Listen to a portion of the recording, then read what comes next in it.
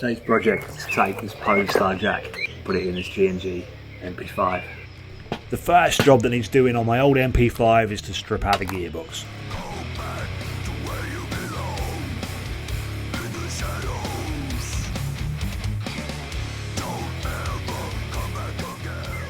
So all the bits are out of the gearbox now. It's an old SHS high torque. And the old Gen 2 ASCU trigger unit. What a great unit that is. It's lasted ages. So what I'm going to do now is I'm going to give this a bit of a clean up before I put the Polarstar in.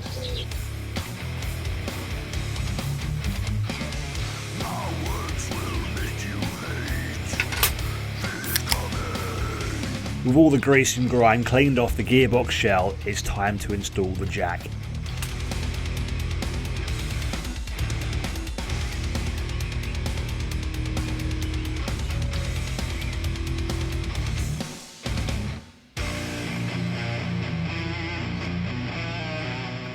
So the jack is all in and ready to be put back together again. It was a very straightforward install, really.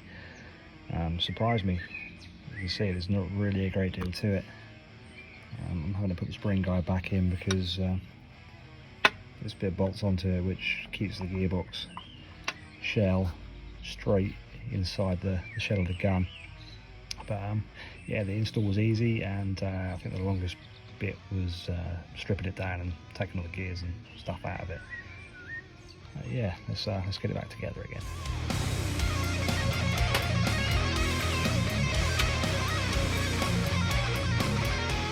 I think it's ready to go.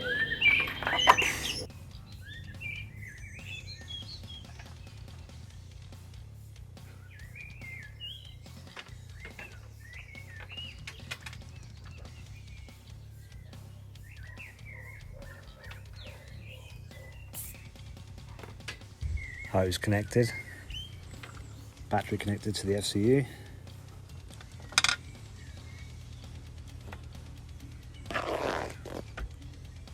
Polarstar Jack installed, hooked up. Let's give it a try.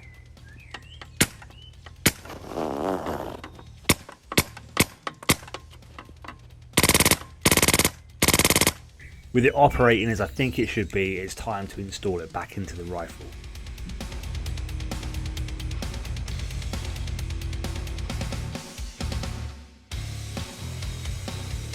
Now it's all back in the rifle, it's time to test fire it.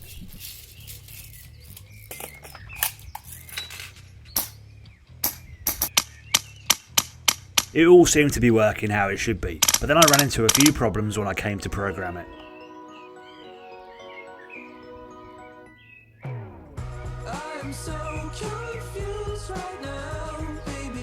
So my jack was being a bit weird, really. It was on the SCU, I had it set to the correct setting for the jack and it wasn't firing. But when I set it to like the Fusion engine setting, because the FCU is compatible with both engines, it would fire, but I couldn't adjust the dwell or anything on it at all, really. So it baffled me, and then I started thinking I had the jack plugged into this one here. I'm now thinking that it needs to be plugged into this one. So this is what I'm now going to do, and hopefully that will sort the problem out. And yes, plugging it into the other port did solve all my programming issues. One of the things I wasn't too keen on was how the line and the fitting came out of the hand grip. So I went about making it look a little bit more tidier and fit flusher. First up, I took out the motor height adjuster from the base plate.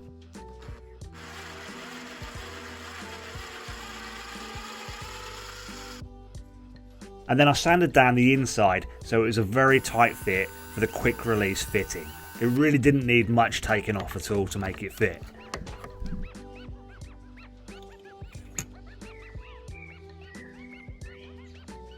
Something else I wanted to change out was the inner barrel, and previously I'd been using a Mad Bull Black Python 6.03 aluminium barrel, Now back in the day they were quite a good barrel, they were the barrel to go to, but this day and age they're a little bit, a little bit old fashioned. There's a lot better things on the market.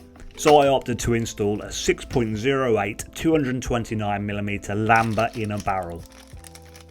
Luckily I have an old G&G MP5 hop chamber laying about, so all I need now is a hot rubber.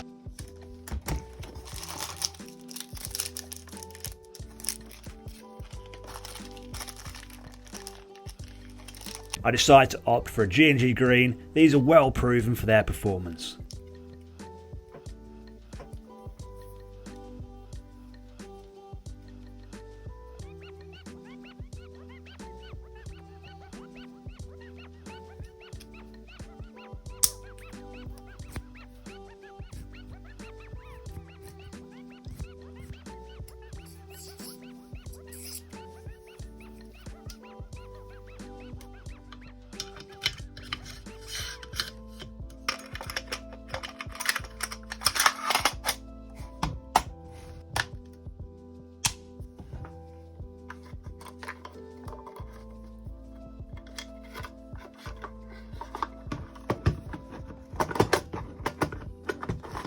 With the new barrel installed into the MP5, let's run you through some of the equipment that I've chosen to buy to start off my journey into the world of HPA. The bottle I'm using is a 48 cubic inch, which is 0.8 litres, and it is a 3000 PSI or 207 bar.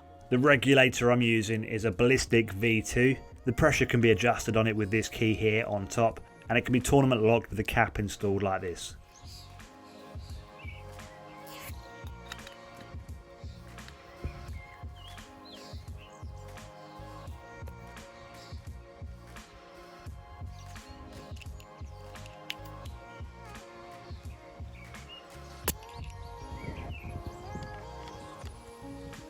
These tiny little 7.4 volt lipos are to power the solenoid.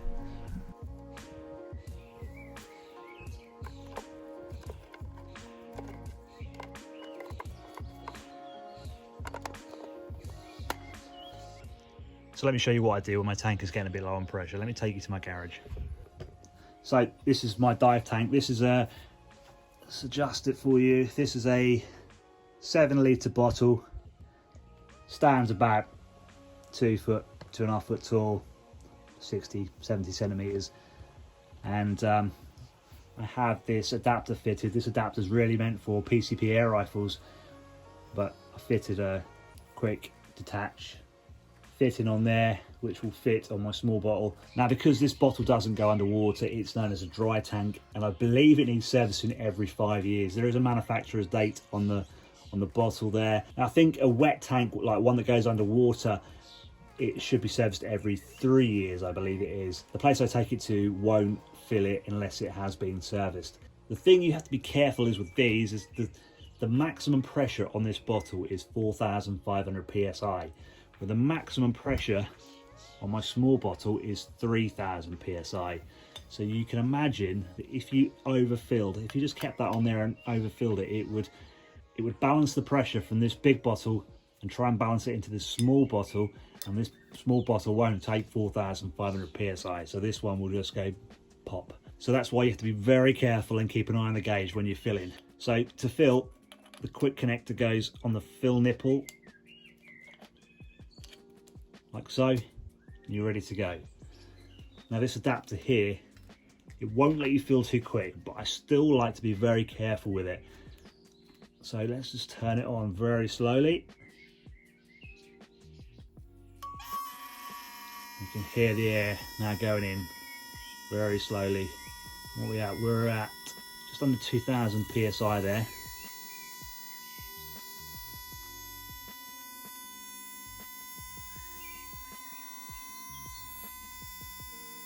We want to take it round to maximum, the number 3 there. You can see the number 3, maximum number 3, which is 3,000 PSI. I don't think we're going to get that high anyway, because this bottle, the big bottle, the big dive tank, is only about half full, if that. So, a bit more than that actually. Around 2,500 PSI there. You can feel the bottle starting to get warm. and it will get even hotter if you fill it up faster. So I think that's the maximum we're going to get in there. So we are just over 2,500 psi. So what you need to do now is you won't take this off. It is still under pressure. This whole pipe here is still under pressure. So on this tank here, on this adapter, we have the bleed. So you just have to bleed the pressure off. And that is the pressure drained from this line here, from the system. So you can just now release it. Is that your bottle is now full. For me to fill this up, I go to a dive shop in my local city, and it costs £8 to fill this up. And this will top up this one. I mean, I've topped it up about 20 times in the past before I need to fill this big one up. I'm talking about top ups, I'm not talking about total fill ups. So I don't always empty this tank. I take it down to about 1,000 psi, and then I'll top up, and yeah, that's how I do it. Something else I wasn't truly happy with was a sloppy trigger, so I went about making it a bit more finer.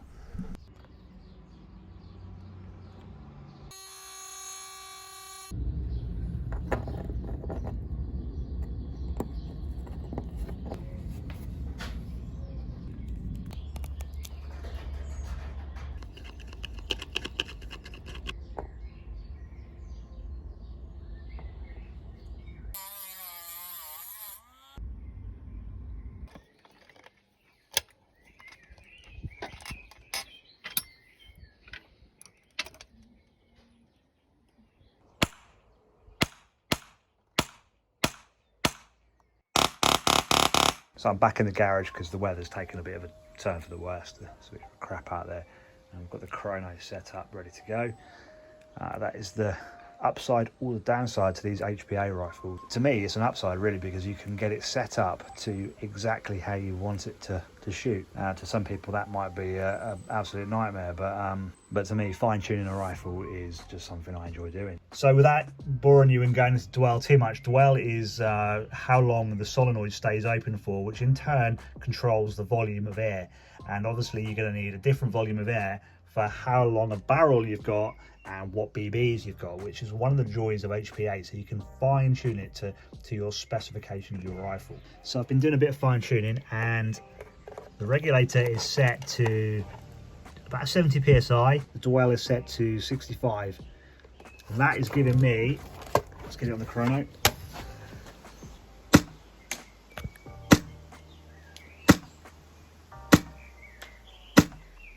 About 1.1 joules.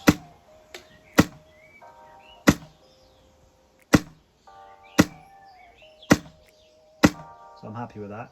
Now it's time to set the rate of fire. So I've got the rate of fire set at, where are we? There we go, rate of fire set to 25. And you know, that is, you don't need much more than 25 rounds a second, do you? If you do, you need to really work on your aiming a little bit. Now it's all set up, it's time to get some shots on the 18 metre garden range.